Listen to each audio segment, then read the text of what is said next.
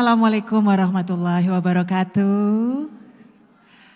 Wilujeng sonten sadayana, bismillahirrahmanirrahim. Alhamdulillahirabbil alamin. Kita semua pada sore hari ini diberikan kesehatan untuk dapat bersama-sama bersilaturahmi dalam acara yang sangat luar biasa, yaitu The Story of Quran. Dan tentu saja nanti akan ada tausiah yang akan disampaikan oleh Bapak Kiai Haji Miftah Farid. Namun sebelum kita memulai seluruh rangkaian acara pada sore hari ini, terlebih dahulu kita akan mendengarkan lantunan ayat suci Al-Quran yang akan disampaikan oleh Bapak Dendi Abdul Aziz. Dengan hormat kami persilakan.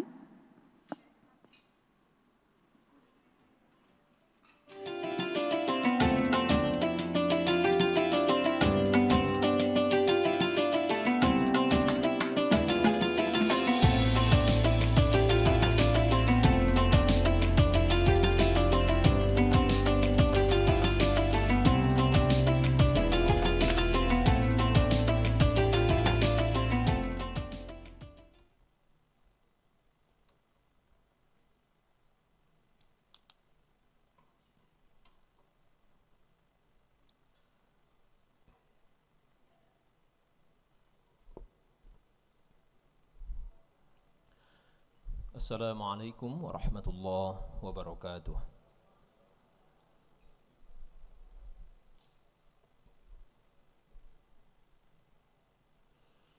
A'udzu billahi minasy syaithanir rajim.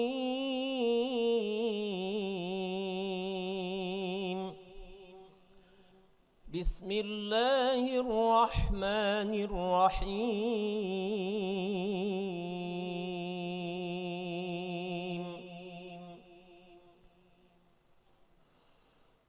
واضرب لهم مثل الحياة الدنيا كماء أنزلناه من السماء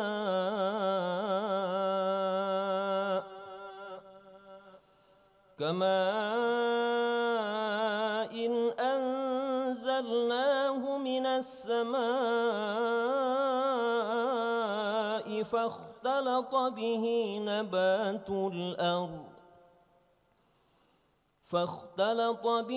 نبات الأرض فأصبح هشيما تذروه الرياح وكان الله على كل شيء مقتدرا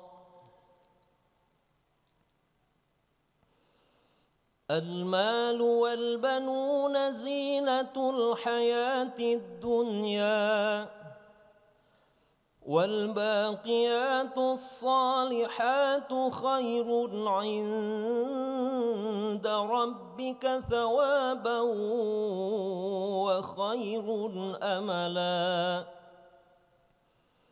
ويوم نسير الجبال وترى الأرض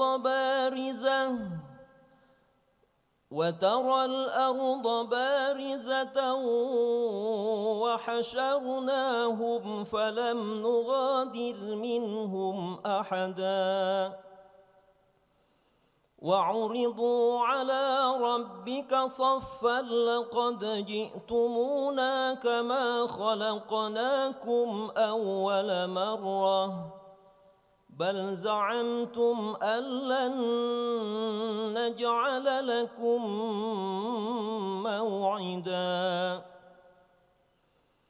ووضع الكتاب فترى المجرمين مشفقين مما فيه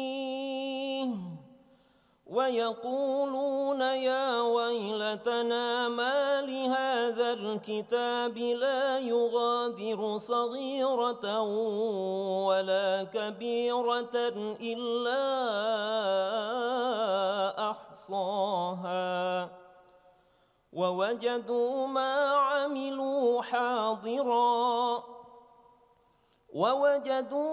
عملوا حاضرا ولا يظلم ربك أحدا Sadaqallahul azim.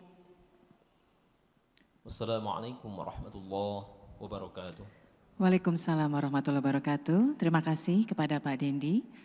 Ya, itulah tadi kita sudah memulai acara pada sore hari ini dengan pembacaan ayat suci Al-Quran. Semoga apa yang tadi sudah kita dengarkan secara hikmat dapat memberikan makna kepada kita pada sore hari ini. Dan tentu saja sekali lagi saya ingin mengucapkan selamat datang kepada Bapak dan Ibu sekalian yang telah diringankan langkahnya untuk bisa bersama-sama hadir pada sore hari ini. Dan semoga apa yang nanti kami persembahkan untuk Anda dalam The Story of Quran dapat memberikan ilmu yang lebih banyak lagi bagi kita semua.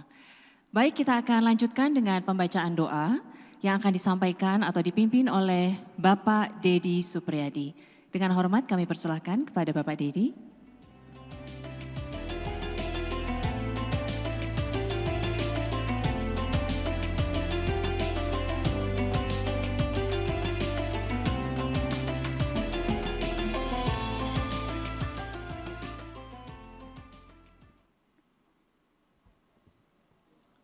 Assalamualaikum warahmatullahi wabarakatuh. Bapak Ibu hadirin yang berbahagia, marilah sejenak kita memanjatkan doa kehadirat Allah Subhanahu wa taala agar senantiasa acara ini berjalan dengan lancar dan sukses. Bismillahirrahmanirrahim. Alhamdulillahirabbil alamin wassalatu wassalamu ala asrofil anbiya'i wal mursalin wa ala alihi washabihi ajmain. Allahumma sholli ala sayyidina Muhammad wa ala ali Muhammad. Ya Allah, ya Tuhan kami, hari ini ingatan kami tertuju kepadamu ya Allah, karena Engkaulah yang memberikan nikmat dan karunia yang terus menerus kepada kami. Kami bersyukur atas semua ini. Segala puji bagi Tuhan yang Maha Kuasa semesta alam. Semoga salawat dan salam tercurahkan kepada junjungan Nabi Muhammad SAW beserta keluarga, sahabat, dan hingga pada kita semua. Ya Allah, Tuhan yang Maha Pengampun lagi Maha Penyayang, ampunilah segala dosa-dosa kami, dosa kedua orang tua kami, dosa para pemimpin kami, dan dosa para pahlawan yang telah mendahului kami. Tetapkanlah hati kami agar selalu berada di atas jalan yang benar, jalan yang Engkau ridhoi. Ya Allah yang Maha Pengasih, berkahilah acara hari ini. Semoga acara yang akan kami laksanakan dapat berjalan dengan lancar dan memberikan manfaat bagi kami semua yang hadir di sini. Ya Allah yang Maha Agung, berikanlah kami kemudahan dan kekuatan dalam menjalankan aktivitas sehari-hari. Anugerahi kami kejernihan hati dan pikiran, agar kami selalu berjalan lurus di jalan-Mu. Maha suci Engkau ya Allah, kami memuji-Mu, kami bersaksi bahwa tidak ada sesembahan yang berhak disembah kecuali Engkau. Kami meminta ampun dan bertobat kepadamu. Rabbana atina fid dunya hasanah wa fil akhirati hasanah wa qina azabannar. Subhana rabbika rabbil izzati amma yasifun. Wassalamun alal mursalin walhamdulillahi rabbil alamin. Wassalamualaikum warahmatullahi wabarakatuh. Waalaikumsalam warahmatullahi wabarakatuh. Terima kasih kepada Pak Dedi. Insya Allah doa yang kita panjatkan bersama akan diijabah oleh Allah Subhanahu wa taala. Dan baik, perkenankan saya untuk terlebih dahulu menyapa para hadirin yang sudah hadir sore hari ini. Al-Mukarram Bapak Kiai Haji Miftah Farid. Assalamualaikum Pak, selamat sore. Dan juga Bapak Bambang Irawan selaku Direktur IT dari Maybank Indonesia. Bapak Ibu tamu undangan sekalian yang kami hormati. Bapak Romi Buhori, Head Syariah Banking Maybank Indonesia. Selamat sore, Assalamualaikum warahmatullahi wabarakatuh Pak. Kemudian juga Ibu Nike Agustijani, Regional Director Jawa Barat. Dan seluruh My Bankers serta hadirin yang telah hadir dan berada memeriahkan acara pada sore hari ini. Baik, dan kita akan lanjutkan dengan opening remarks atau kata sambutan yang akan disampaikan oleh Bapak Bambang Irawan. Dengan hormat kami persilakan selaku Director of PT Bank My Bank Indonesia, TBK.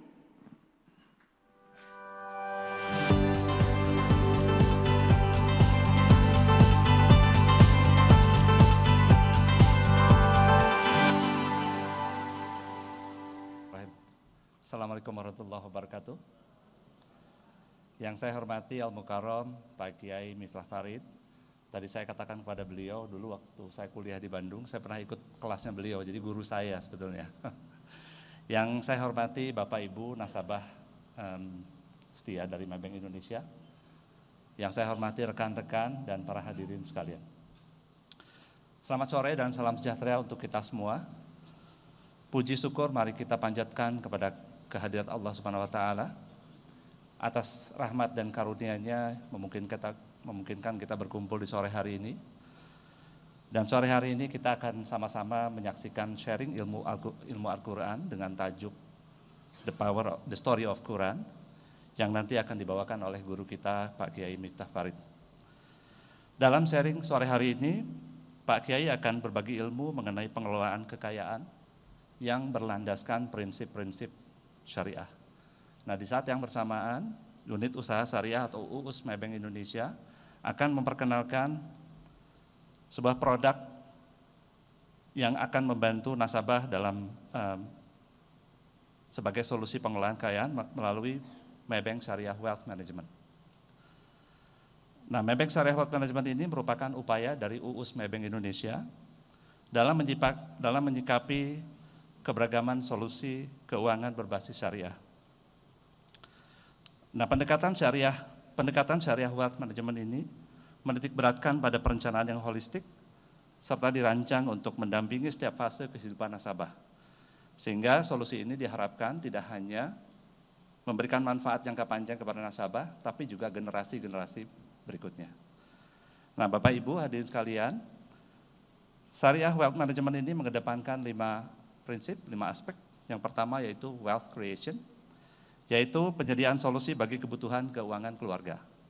Yang berikutnya adalah wealth accumulation, yaitu mengoptimalkan investasi berdasarkan prinsip syariah. Yang ketiga adalah wealth preservation, yaitu memberikan perlindungan bagi nasabah dari risiko dan aset nasabah. Nah, yang keempat adalah wealth purification, ini penting, yaitu solusi untuk membantu nasabah dalam membersihkan kekayaan serta berbagi dengan sesama.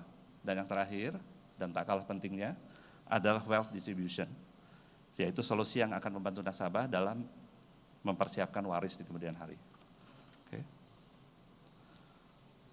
Para hadirin sekalian, Bapak Ibu yang berbahagia, pada kesempatan berbahagia ini kami juga perlu sampaikan bahwa program Syariah Wealth Management ini merupakan bagian dari program besar M25, yaitu program dari grup kami, Maybank Group, khususnya untuk memperkuat portofolio syariah dan sekaligus menjadi faktor yang membedakan antara layanan keuangan syariah Maybank Indonesia dengan solusi-solusi berbasis syariah yang ada di market saat ini.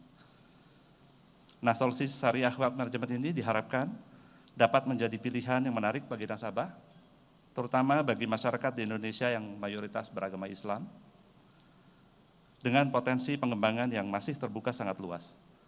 Selain itu, solusi ini diharapkan dapat turut berperan dalam mendorong resiliensi industri keuangan yang juga memiliki daya saing tinggi dan mampu berkontribusi terhadap perekonomian maupun pembangunan nasional. Mengakhiri sambutan saya ini, kami telah menyiapkan beberapa ragam acara untuk menemani kita di sore hari ini. Saya harap Bapak, Ibu, nasabah, dan rekan-rekan sekalian bisa menikmati sore ini. Terakhir, saya sampaikan, billahi taufiq wal hidayah, wassalamualaikum warahmatullahi wabarakatuh. Terima kasih. Waalaikumsalam warahmatullahi wabarakatuh. Terima kasih Pak Bambang Irawan. Ya, jadi memang pada sore hari ini salah satu tujuannya adalah untuk kita dapat memahami lebih dalam lagi bagaimana kita memanage wealth kita ya, atau harta kita, yang mana nanti juga akan secara lebih detail akan disampaikan oleh Pak Kiai Haji Miftah Farid pada sore hari ini, yang mana kekayaan itu tidak hanya berupa rezeki gitu ya, tapi juga lebih kepada sebuah amanah, sebuah ujian tentang bagaimana kita mendapatkannya dan bagaimana juga menyalurkan atau menggunakannya. Ya, baik. Dan kita akan lanjut kepada yang berikutnya, masih kata sambutan atau opening speech yang akan disampaikan oleh Ibu Nike Agustijani selaku Jawa Barat Regional Director. Kami persilakan Ibu Nike.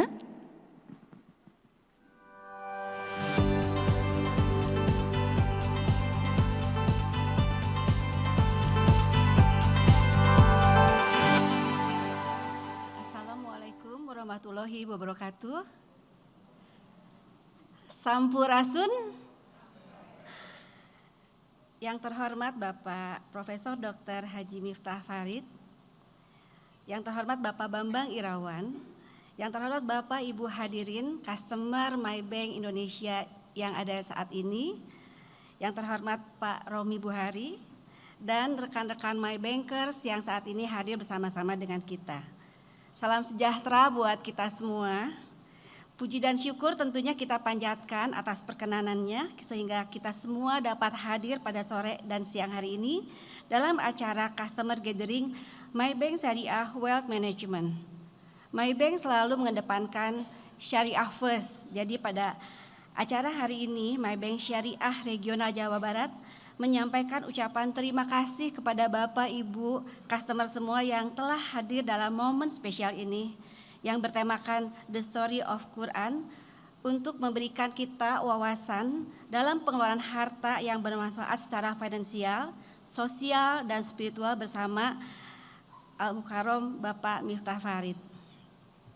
Bapak Ibu hadirin sekalian, Maybank sangat peduli terhadap customer dan mau bermakna sehingga kita punya visi Humanizing Financial Service. Kami dari Maybank Unit Syariah menyediakan layanan perbankan untuk memberikan solusi dalam kebutuhan keuangan sesuai dengan prinsip syariah. Dan melalui layanan Maybank Syariah Wealth Management, hari ini kita sama-sama akan belajar kajiannya.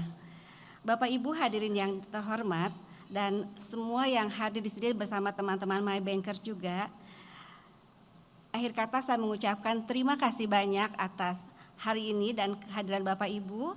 Dan tentunya selain ucapan terima kasih, kami juga selaku tuan rumah menyampaikan permohonan maaf apabila di dalam penyelenggaraan ini ada hal yang kurang berkenan untuk Bapak dan Ibu semuanya. Izinkan akhir kata ini saya menyampaikan pantun. Cahaya lilin bertabur bintang, lampunya redup diterangkan. Untuk hadirin yang sudah datang, Assalamualaikum kami haturkan. Terima kasih.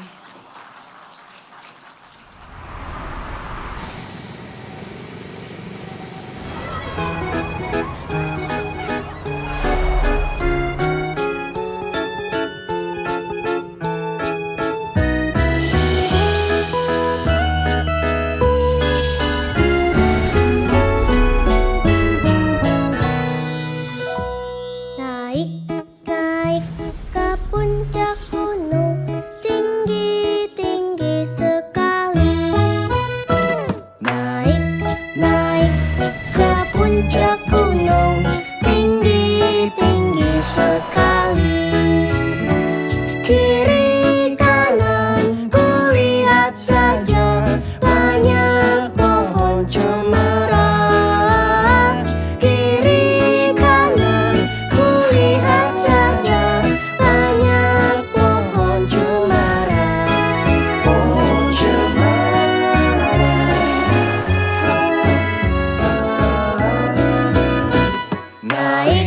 Naik ke puncak gunung, tinggi-tinggi sekali. Kiri kanan kulihat saja banyak pohon cemara. Banyak pohon cemara. Berikan tepuk tangan untuk Maybank Syariah Wealth Management. Ya, baik para hadirin yang senantiasa Allah muliakan, Maybank Indonesia memberikan solusi keuangan berbasis syariah yang transparan dan juga handal dalam memenuhi aspek perencanaan finansial dan juga spiritual. Dan oleh karena itu akan kami hadirkan untuk Anda berikut ini. Kami mengundang Bapak Romi Buhori selaku Head Syariah Banking Maybank Indonesia untuk memberikan sedikit sharing Bapak kepada para hadirin, kepada kita semua mengenai apa itu Maybank Syariah Wealth Management atau MYSWM. Dengan hormat kami persilakan Pak Romi.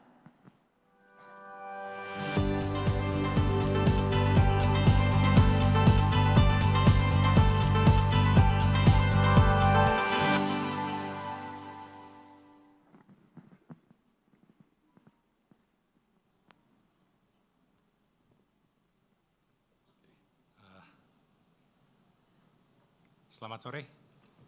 Yang saya hormati, Bapak-bapak dan Ibu-ibu, undangan hadirin nasabah Maybank Indonesia, ya, mitra kami, ya, yang saya hormati, Bapak Kiai Haji Miftah, Bapak Bambang Irawan, Direktur dari Maybank Indonesia, tuan rumah kita ini, Bu Nike Agustiani, ya, dan kawan-kawan Maybankers sekalian. Assalamualaikum warahmatullahi wabarakatuh.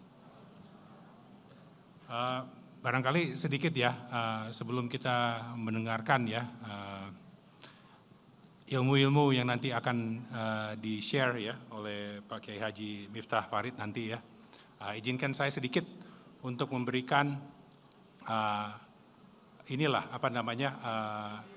sedikit keadaan bagaimana keuangan syariah yang kita lakukan di Maybank Group ini ya, di mancanegara dan juga di Indonesia tentunya ya.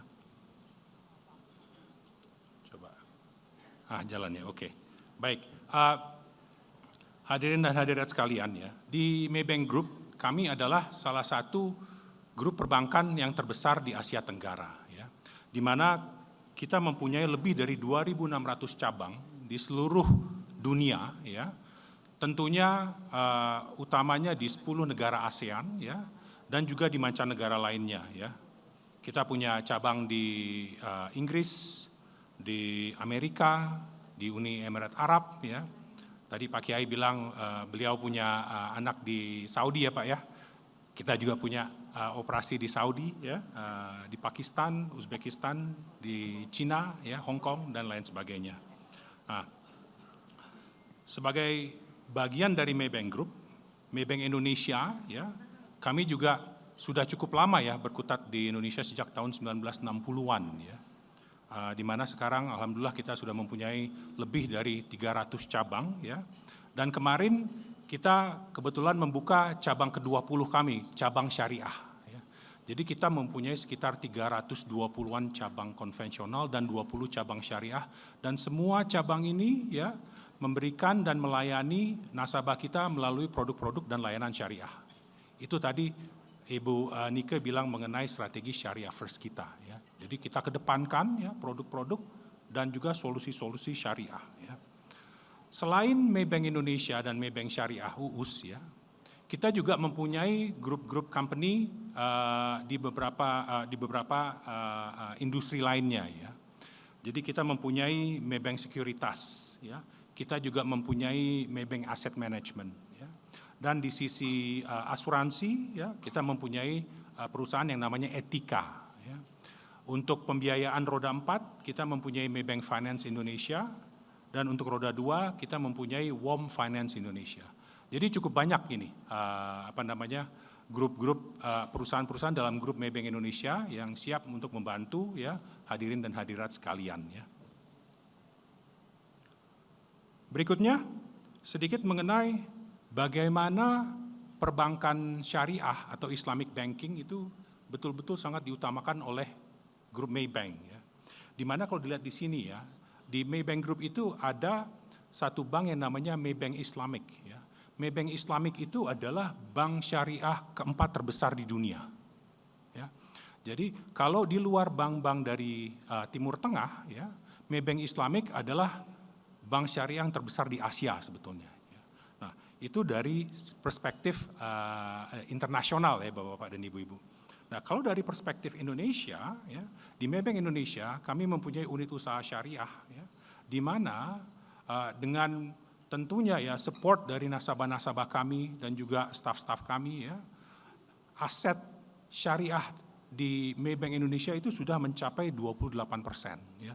Jadi aset syariah di Maybank di Indonesia itu sudah mencapai alhamdulillah 43 triliun saat ini. Dan itu terus maju dan berkembang ya. Mudah-mudahan ya sebentar lagi kita bisa malah melewati 50, 60, 70 triliun insya Allah gitu ya. Di sini juga kami mengcover atau mensupport ya nasabah-nasabah dari berbagai macam background ya. Nasabah individu, nasabah UMKM, nasabah korporasi ya. Jadi semua nasabah kita coba bantu dan coba kita layani ya melalui solusi-solusi dan produk-produk syariah. Gitu ya. Nah, ini sekarang kita mau sedikit masuk ke dalam topik hari ini ya. Kita mau memperkenalkan suatu konsep yang baru ya. Kita namakan Maybank Syariah Wealth Management ya. MySWM singkatnya gitu ya. Di mana kita lakukan ini sebagai end-to-end solusi ya dari service wealth management ya, yang mengcover tidak hanya sisi finansial ya, tetapi juga sisi sosial dan sisi spiritual ya, sesuai dengan prinsip-prinsip yang syariah yang ada ya.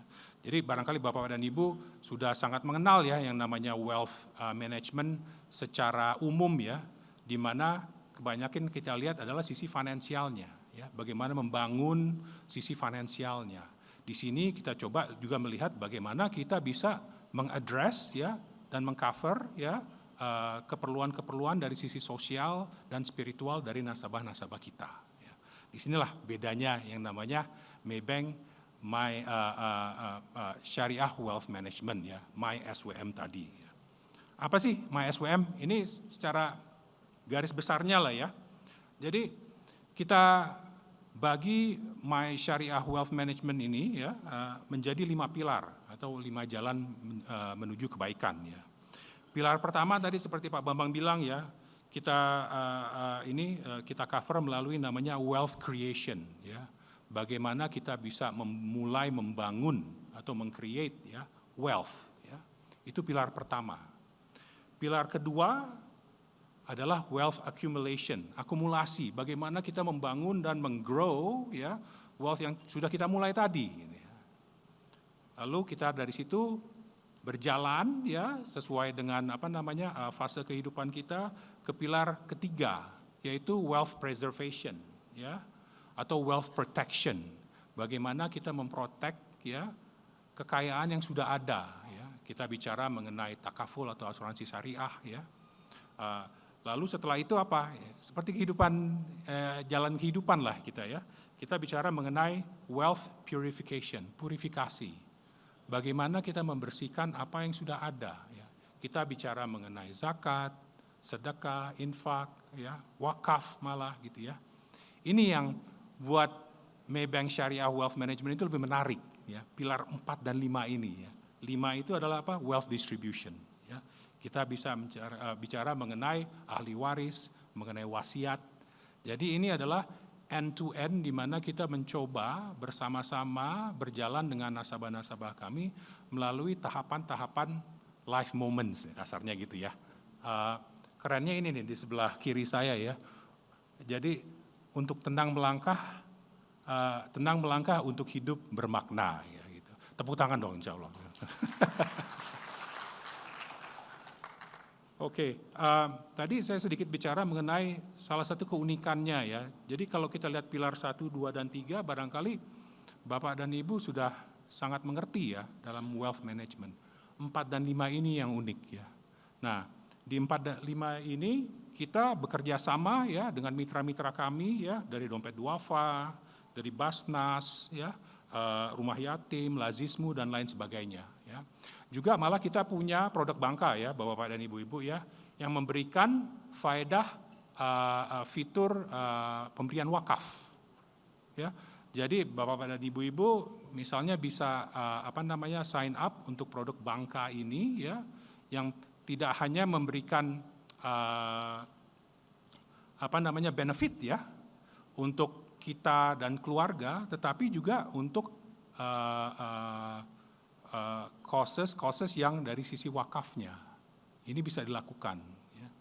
Jadi menarik ya. Kami harapkan ini bisa menjadi suatu solusi ya yang bermanfaat untuk Bapak dan Ibu-ibu sekalian ya. Dan ini kita lakukan dengan semangat syariah itu adalah sesuatu tawaran atau solusi yang universal ya. Tidak hanya untuk kalangan tertentu ya. Karena kita tahu semua ya prinsip-prinsip syariah itu adalah prinsip-prinsip syariah, prinsip-prinsip yang bisa diterima oleh semua kalangan. Kita bicara prinsip seperti apa? Transparansi ya, prinsip seperti keadilan, ya, prinsip untuk berbagi untuk semua. Ya. Jadi di situ kita kedepankan prinsip syariah itu untuk semua, tidak hanya untuk kalangan tertentu. Nah, maka karena itu di Maybank ya kita punya banyak sekali ya nasabah-nasabah Muslim sudah tentunya, tetapi juga nasabah-nasabah non Muslim yang memakai produk-produk syariah. Karena benefitnya jelas ya, value-nya ya, nilai-nilainya juga sangat universal. Ya. Itu barangkali sedikit mengenai Maybank Syariah Wealth Management. Di sini juga kita ada digital solution ya, kita namakan M2U. Tadi kita lihat ya naik-naik ke puncak gunung, itu luar biasa sekali. Untuk saya ngasih lihat umur sih sebetulnya ya, udah dari SD, dari TK, SD, SMP udah terpatri ini naik ke puncak gunung gitu ya. Jadi waktu pertama kali ngelihat itu saya hampir nangis gitu. Waduh, gimana ya? Ini M2U ini luar biasa ini ya, mobile banking aplikasi kita ya. Tidak hanya karena saya dari Maybank ya, tetapi memang betul-betul bisa dipakai untuk berbagai macam solusi transaksi kita ya. Bisa dipakai untuk pembayaran, bisa dipakai untuk transfer, bisa dipakai untuk investasi, malah bisa langsung buka rekening ya tanpa harus datang ke cabang kita melalui M2U ini. Jadi nggak rugi deh kalau bapak-bapak dan ibu-ibu ya memakai solusi M2U kami. Barangkali yang terakhir sebelum saya tutup ya, dengan sedikit surah Al-Qasas ini ya, dan carilah pahala negeri akhirat dengan apa yang telah dianugerahkan Allah kepadamu. Tetapi janganlah kamu lupakan bagianmu di dunia dan berbuat baiklah kepada orang lain sebagaimana Allah telah berbuat baik kepadamu. Dan janganlah kamu berbuat kerusakan di bumi. Terima kasih. Assalamualaikum warahmatullahi wabarakatuh.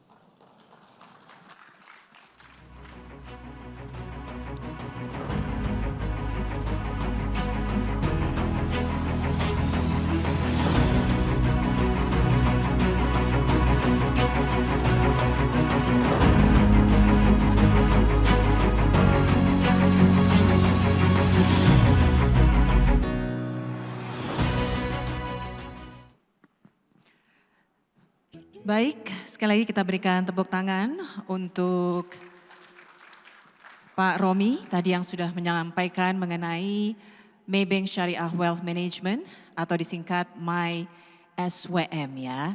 Jadi tadi saya terlalu belibet ya Pak ya, MYSWM, wah sok londo. Ternyata lebih singkat lagi MySWM. Jadi ini adalah prinsipnya 5 pilar yang bisa juga prinsip ini, prinsip syariah yang berlaku universal ya tadi Bapak katakan, yaitu ada wealth creation, accumulation, protection, purification, dan juga distribution.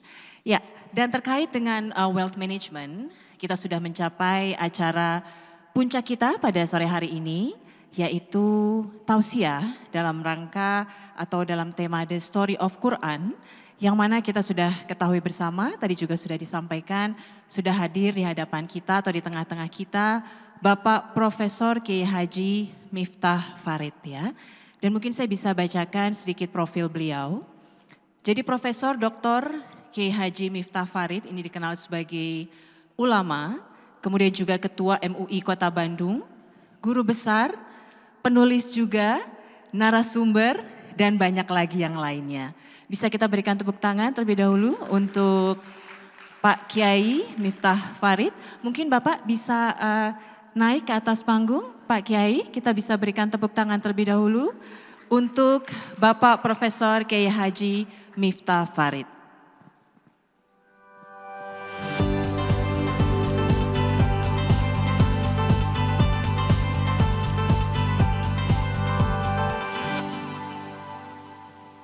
Assalamualaikum warahmatullahi wabarakatuh, Pak Kiai. Assalamualaikum, Pak. Ya, baik Wilujeng Santen, Pak Kiai. Ini tadi sudah saya sampaikan sedikit profil beliau ya, namun ini ada yang menarik juga. Jadi beliau ini adalah alumnus dari UIN ya, Syarif Hidayatullah ya, Prof.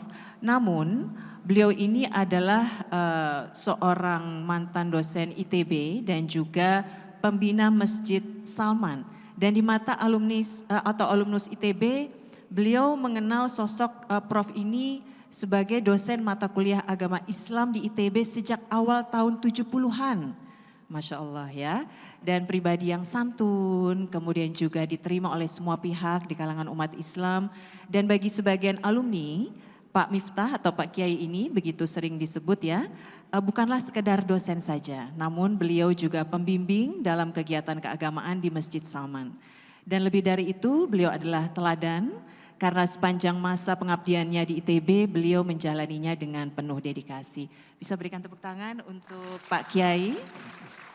Namun sebagai dosen ya, selain sebagai dosen, beliau juga berkiprah sebagai dosen agama Islam di Unpad, kemudian di IKIP, INISI juga, Sangga Buana maupun Unisba.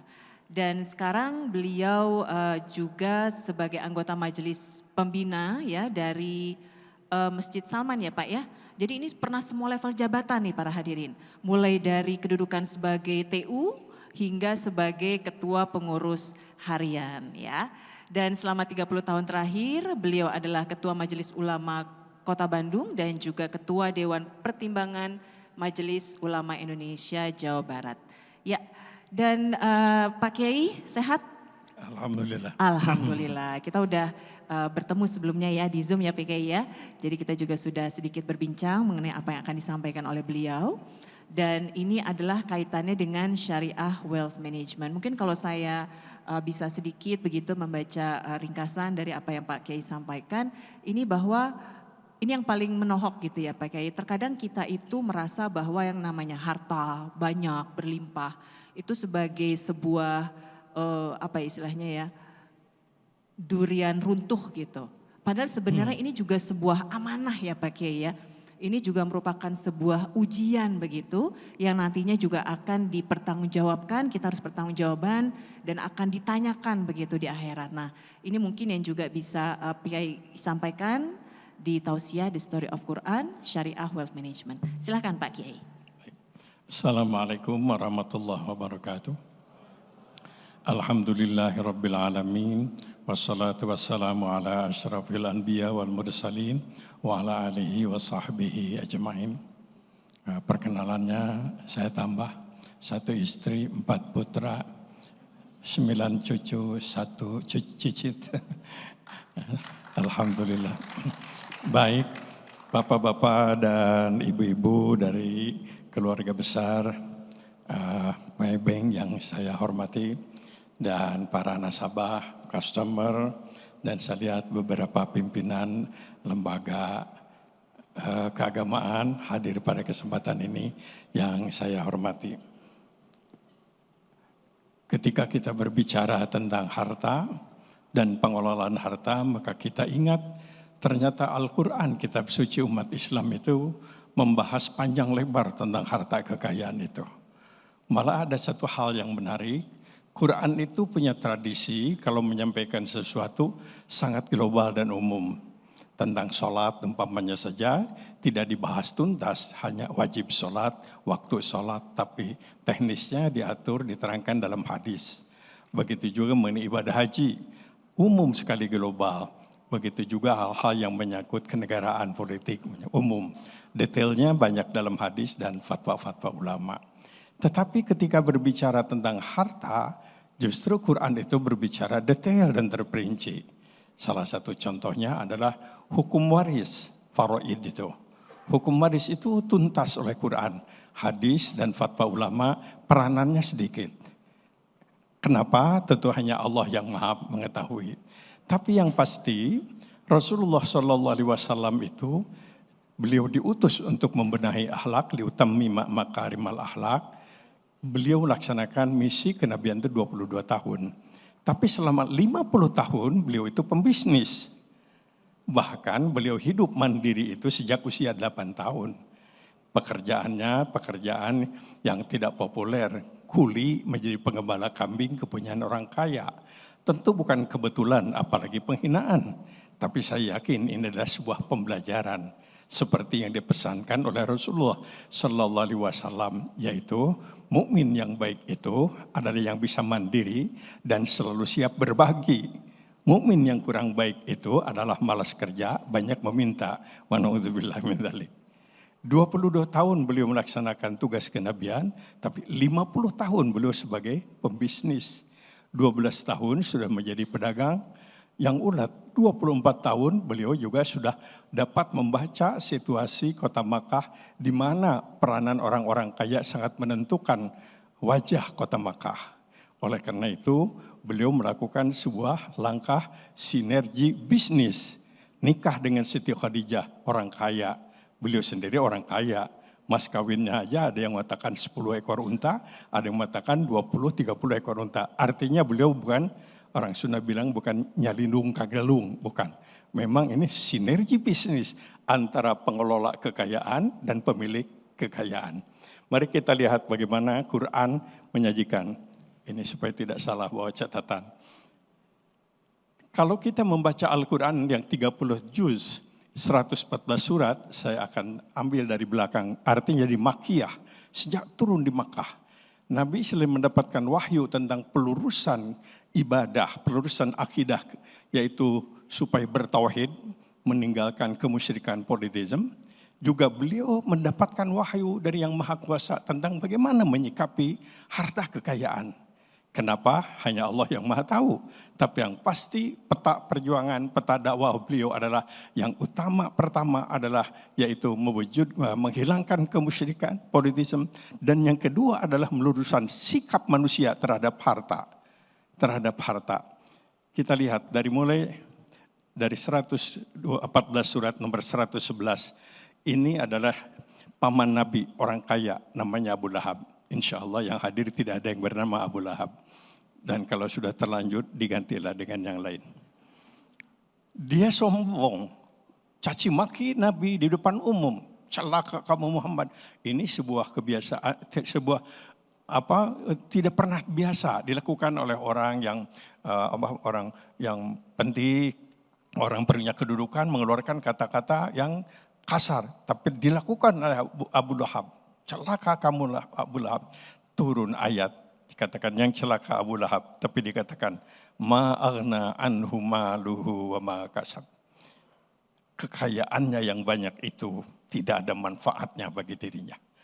Dan ternyata setelah itu dia celaka, kemudian meninggal dunia tentu saja. Ayat 106, jadi dari belakang. Salah satu potret masyarakat yang baik, apa nih masyarakat yang baik yang harus dibangun oleh Nabi? Betul untuk menyembah Allah, tapi potret masyarakatnya adalah at'amahum min ju' wa amanahum min hub. Bebas dari rasa lapar dan bebas dari rasa takut. Aman dan sejahtera. Itu digambarkan. Ini masyarakat yang harus dibangun oleh Nabi dan tentu oleh para pengikutnya. Dan ditegaskan, dikuatkan, orang yang dusta agama itu adalah mereka yang menelantarkan orang-orang miskin dan menelantarkan anak-anak yatim dan membiarkan orang miskin dalam kemiskinan. Tidak ada semangat untuk menolong mereka. Kita lanjutkan surat Al-Kautsar. Aku berikan kepada kalian serba banyak. Segeralah kamu sholat berkurban menolong orang lain. Harta lagi. Celaka itu orang-orang yang kerjanya menghimpun-himpun kekayaan. Dan dia punya perasaan seolah-olah dia akan kekal dengan kekayaannya itu. Celaka dia karena kekayaannya tidak akan kekal. Selanjutnya dalam surat Al-Adiyat. Innahu lihubbil khairi. Sesungguhnya manusia itu memang ada kecenderungan. Senang kepada harta sering-sering berlebih-lebihan. Berlebih-lebihan. Dalam surat Al-Alaq dikatakan. Kalla innal insana layadha. Perhatikan olehmu. Manusia itu ada kecenderungan sombong. Kenapa? Ar-ra'ahu istaghna. Karena dia merasa kaya. Sombong karena kekayaan. Kemudian dalam surat Ad-Duha dikatakan, hari esokmu akan lebih baik. Walal akhiratu khairul laka minal ula. Dan Allah akan terus memberikan rahmat kepadamu. Ini bukan hanya untuk Nabi Muhammad, tapi juga untuk umatnya. Syaratnya apa? Satu, fa'ammal yatima falatakhar. Jangan kau coba-coba menyakiti anak yatim, sial kamu. Anak yatim itu adalah kekasihku. Orang yang mencintai anak yatim adalah sayang kepadaku. Orang yang menyakiti anak yatim sama dengan menyakiti aku. Ana wa kafilul yatim bil jannah. Di sorga nanti saya bergandengan tangan dengan orang yang ketika di dunia banyak menyantuni anak yatim. Seorang ibu pernah menyampaikan kepada, Alhamdulillah Pak Ustadz, saya menyantuni anak yatim. Di mana anak yatimnya? Bapak anak-anak itu anak yatim, kan bapaknya sudah enggak ada. Kalau sudah kakek-kakek namanya kakek yatim, Bu, tidak termasuk. Walaupun tetap harus sayangi juga kakek yatim. Dan kemudian wa amsaila falatanhar. Jangan kau coba-coba mengusir orang yang minta-minta. Orang yang minta-minta itu datang membawa rezeki ketika pulang menghapuskan dosa dan kesalahan. Kalau kamu nggak bisa memberi, qaulun ma'rufun khairum min shadaqati yatba'uha. Ucapan yang baik itu adalah lebih terhormat daripada memberi tapi sambil menggerutu. Kita sering diganggu dan terganggu oleh orang yang setiap ketemu minta lagi, minta lagi. Etikanya adalah jangan diusir, jangan mengeluarkan kata-kata, itu adalah peluang untuk mendapatkan rahmat Allah Subhanahu wa taala. Ada yang minta-minta baik pakai pakai surat atau tidak, pakai proposal atau tidak, sudah keluarkan ucapan yang baik. Kalau enggak beri cukup mengatakan mohon maaf. Selanjutnya saya dalam surat Al-Balad tentang negara, wa ma adraka mal aqabah. Sebetulnya esensi perjuangan orang Islam itu apa? Dijawab oleh Quran, faqu raqabah au it'amun fi yaumin masghabah. Membebaskan dari kelaparan dan membebaskan manusia dari keberlakuan ketidakadilan. Itu perjuangan bagi seorang muslim. Surat Al-Balad tentang negara. Dan beberapa ayat lagi. Nah, secara garis besar Quran mengajarkan kepada kita tentang harta. Yaitu pertama adalah pemilik mutlaknya adalah Allah. Lillahi ma fis samawat. Semuanya Allah semuanya juga. Lantas hak-hak individual diakui oleh Islam. Jangan karena ini merasa karena harta itu milik Allah, pulang dari masjid ada sandal orang dibawa, milik Allah juga lah. Jadi harus diakui hak-hak pribadi. Hak pribadi itu menurut Quran, satu itu pemberian dari Allah, jangan lupa. Kalau Allah tidak memberikan kecerdasan, koneksi, dan lain-lain tidak bisa berarti. Ada takdir Allah. Allah yang finalnya Allah yang menentukan kaya kamu, miskin kamu, konglomerat kamu, kongmalarat kamu. Memilih Allah. Lantas Allah mendistribusikan dalam bentuk apa kekayaan itu bisa kita peroleh? Satu, dapat warisan. Jadi seseorang dapat kekayaan harus menunggu orang tua meninggal dunia atau suami meninggal dunia. Diatur secara lengkap dalam hukum waris, ada aturannya. Malah sudah dalam regulasi undang-undang kita tahu 1973 atau 73 ada undang-undang tentang ada undang-undang khusus tentang ini. Kemudian selanjutnya pemberian dari harta yang ada pada manusia adalah anugerah dari Allah.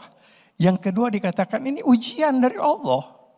Dengan kekayaan orang bisa soleh, tapi dengan kekayaan bisa menjadi penjahat lebih berat. Ujian dari Allah. Yang ketiga adalah titipan dari Allah yang harus dipertanggungjawabkan. Harta itu harus dipertanggungjawabkan. Dan yang keempat itu harus menjadi bekal ibadah kepada Allah Subhanahu wa taala. Oleh karena itu ada ajaran dalam agama kita, ada 3 investasi abadi. Walaupun seorang meninggal dunia, 3 investasi abadi itu akan tetap ternikmati. Satu adalah sedekah jariyah. Yang kedua ilmu yang dimanfaatkan. Ketiga anak soleh yang selalu mendoakan. Ketika kita masuk di alam kubur, barzah namanya, orang sudah merasakan nikmatnya sedekah. Nikmatnya sudah dirasakan. Kalau ibu dan bapak tidak percaya, silahkan duluan.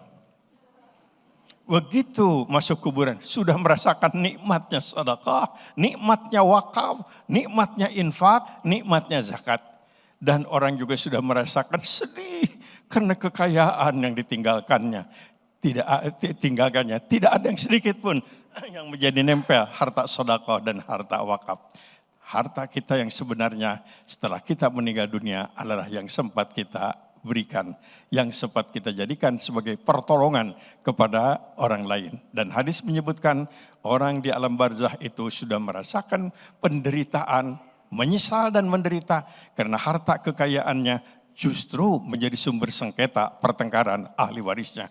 Wa na'udzubillahi min dzalik. Oleh karena itulah Islam mengajarkan kepada kita di satu sisi Kita tidak boleh meninggalkan keluarga kita dalam keadaan menderita dan miskin.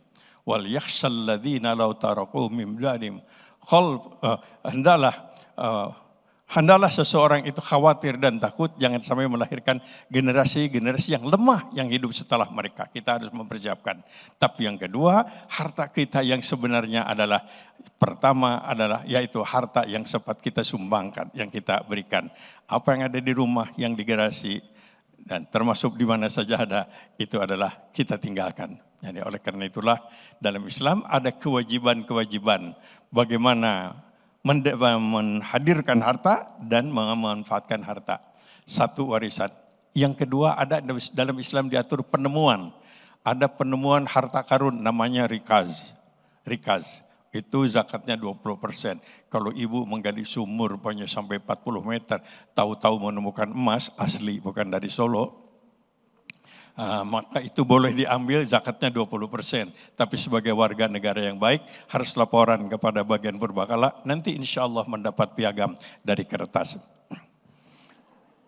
Yang kedua namanya luqotoh. Luqotoh itu penemuan barang pasti ada pemiliknya. Pasti ada pemiliknya, cuma kita nggak tahu.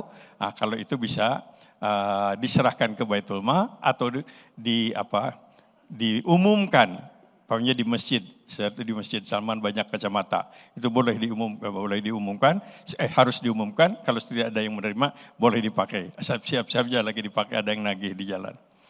Nah, itu adalah luqotoh. Yang kedua. Ketiga, usaha tadi warisan, yang kedua usaha, dan yang ketiga ada pemberian, ada diatur. Nah, inilah yang diatur dalam namanya ibadah maliyah, ibadah harta, ada zakat, ada infak, ada sedekah, bahkan ada bentuk-bentuk ibadah yang sifatnya itu pemotongan hewan, ada akikah, ada udhiyah, ada al-hadyu. Dan di antara sekian bentuk-bentuk pemberian yang paling pas dengan sedekatun jariyah, sedekah yang pahalanya mengalir adalah wakaf. Yaitu memberikan harta kekayaan yang sifatnya itu permanen. Sekarang sudah dikembangkan, wakaf tidak hanya tanah, wakaf tidak hanya buku ataupun rumah, tapi bisa juga wakaf dana abadi yang disimpan di bank syariah umpamanya saja atau disimpan di Baitul Mal, bisa juga menjadi wakaf kolektif. Kita punya keluarga besar, kita ada wakaf rutin, bisa juga dalam bentuk wakaf produktif, yaitu uang wakaf digunakan untuk bisnis dan hasilnya untuk kepentingan sosial kemasyarakatan. Ada terobosan-terobosan sebetulnya bukan hal yang baru, cuma di kita terasa baru, yaitu untuk menggalakkan wakaf, maka lahirlah berbagai macam cara mewakafkan harta kekayaan. Terakhir ingin saya sampaikan sekali lagi, jangan harta yang kita kumpulkan semuanya ditinggalkan. Harus ada yang bisa kita bawa. Dan kita diperintahkan bahwa kerja keras mencari nafkah itu adalah ibadah, kerja keras mencari nafkah itu amal soleh, kerja keras mencari nafkah itu jihad di jalan Allah, kerja keras mencari nafkah itu adalah merupakan kifarat dan penghapus dosa dan kesalahan. Sekali lagi, Rasulullah diutus untuk membenahi akhlak. 22 tahun beliau melaksanakan tugas itu. Tapi 50 tahun beliau adalah seorang pembisnis yang sukses. Betul, sebelum jadi nabi beliau kaya, dan setelah jadi nabi berkurang kekayaannya, dan setelah menjadi pemimpin di Madinah beliau hidup pas-pasan tapi tidak pernah minta-minta. Beliau haram menerima zakat, menerima sedekah, beliau hanya dibolehkan menerima hibah dari umpamanya saja pemberian dari negara-negara tetangga untuk etika berkomunikasi atau etika dengan hubungan dengan pemerintah-pemerintah di sekitar Madinah pada waktu itu. Mudah-mudahan bermanfaat, kurang lebihnya mohon maaf yang sebesar-besarnya. Kalau banyak lupa harap maklum sudah kepala 8. Wassalamualaikum warahmatullahi wabarakatuh. Waalaikumsalam warahmatullahi wabarakatuh. Terima kasih Pak Kiai. Luar biasa sekali tadi yang sudah disampaikan, singkat padat namun sangat mengena ya. Jadi kita juga tadi diingatkan oleh Pak Kiai bahwa harta yang sesungguhnya itu adalah apa yang kita bawa ya Pak Kiai ya, menjadi amalan kita di di akhirat nanti begitu. Itu yang harta yang sesungguhnya, bukan hanya yang kita dapatkan, kita manfaatkan di dunia, tapi harta yang barokah begitu yang akan kita bawa untuk kehidupan kita di alam barzah dan akhirat nanti. Baik, dan mungkin para hadirin ingin lebih dalam lagi memahami terkait seputar pembahasan kita pada sore hari ini. Kami memberikan kesempatan kepada Bapak Ibu untuk dapat mengajukan pertanyaan. Kita punya waktu kurang lebih 15 sampai 20 menit. Silakan mungkin kru bisa mengedarkan mic. Ada yang mau bertanya terlebih dahulu? Silakan Bapak Ibu, jangan malu-malu. Oke, silakan.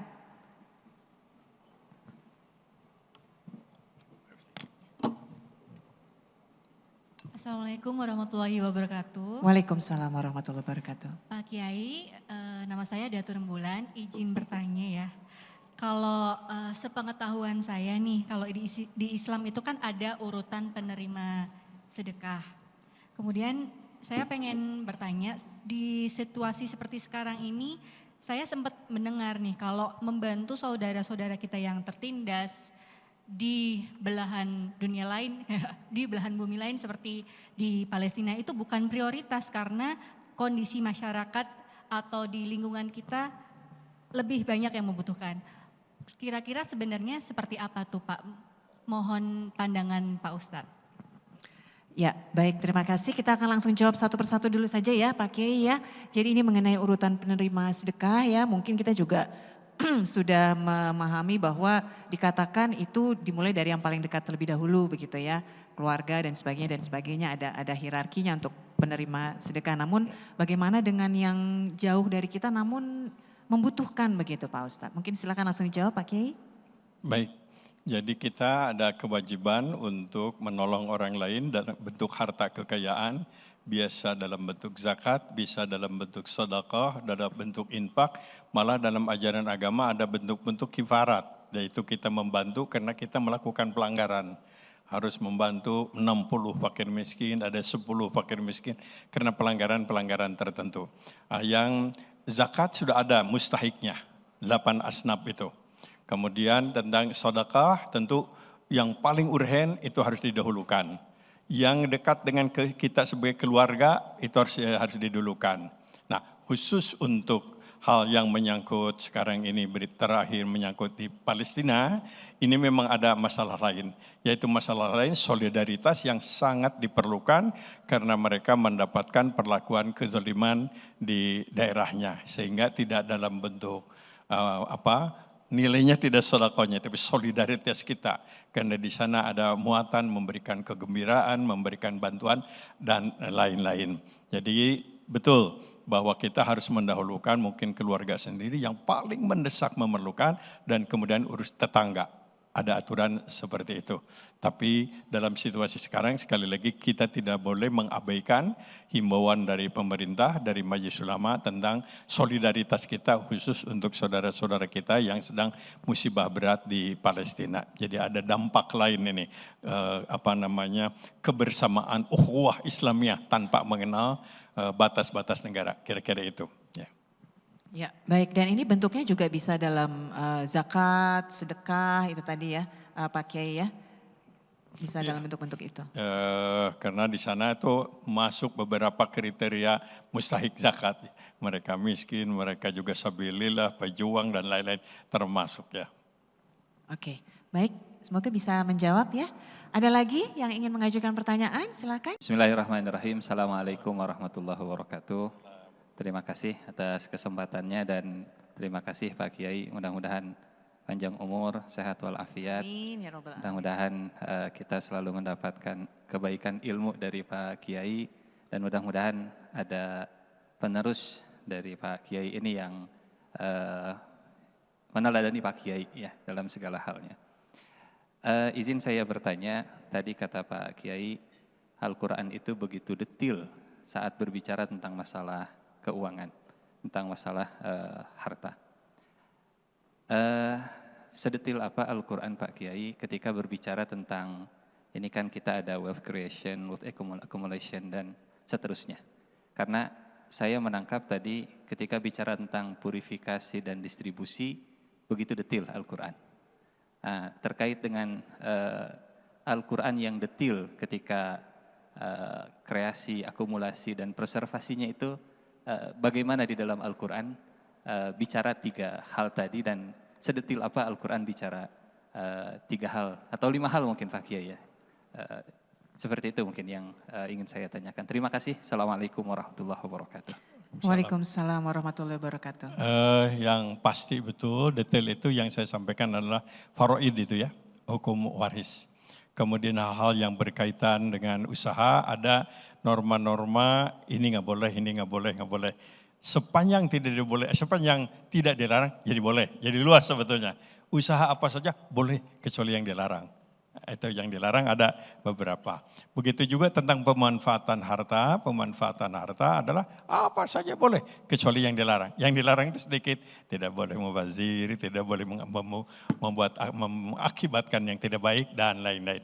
Jadi yang detail sekali itu adalah waris. Tapi ayat-ayat tentang harta terutama sekali adalah berkaitan dengan ancaman ataupun juga sanksi bagi mereka yang melakukan pelanggaran-pelanggaran tentang harta ini.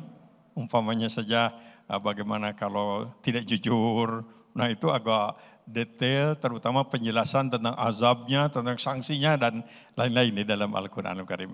Kuliahnya mesti berkali-kali ya Pak Kiai ya. Baik, dan alhamdulillah tadi Pak Kiai sudah menyampaikan ilmunya, tausiahnya kepada kita semua terkait mengenai harta dan juga antusias ya dari para hadirin yang ingin memahami lebih dalam lagi mengenai hal ini. Tadi juga sudah banyak sekali pertanyaan, tapi kalau boleh saya mengambil kesimpulan dari apa yang sudah disampaikan tadi, bahwa pemilik mutlak dari harta itu adalah Allah Subhanahu wa taala, dan Allah jugalah yang berkehendak untuk memberikannya kepada siapapun yang Allah kehendaki.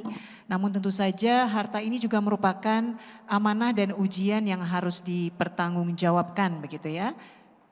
Bagaimana kita memperolehnya, bagaimana kita memanagenya begitu. Oleh karena itu kita harus bisa memiliki ilmu untuk dapat amanah terhadap harta kita dalam memanagenya. Dan juga harta ini seperti dua sisi ya, 2 mata pedang begitu, bisa menjadi fitnah namun juga bisa menjadi keberkahan. Semuanya tergantung bagaimana kita memanfaatkannya. Dan tentu saja kita harus selalu mengingat untuk dapat memanfaatkan harta kita untuk kemaslahatan atau kebaikan kita di akhirat. Apa yang kita amalkan di dunia dengan harta kita begitu. Pak Kiai, terima kasih atas ilmunya. Semoga barokah menjadi amal jariah bagi Pak Kiai. Dan juga semoga Pak Kiai selalu berada dalam lindungan Allah. Selalu diberikan rahmatnya, selalu dilimpahkan kesehatan.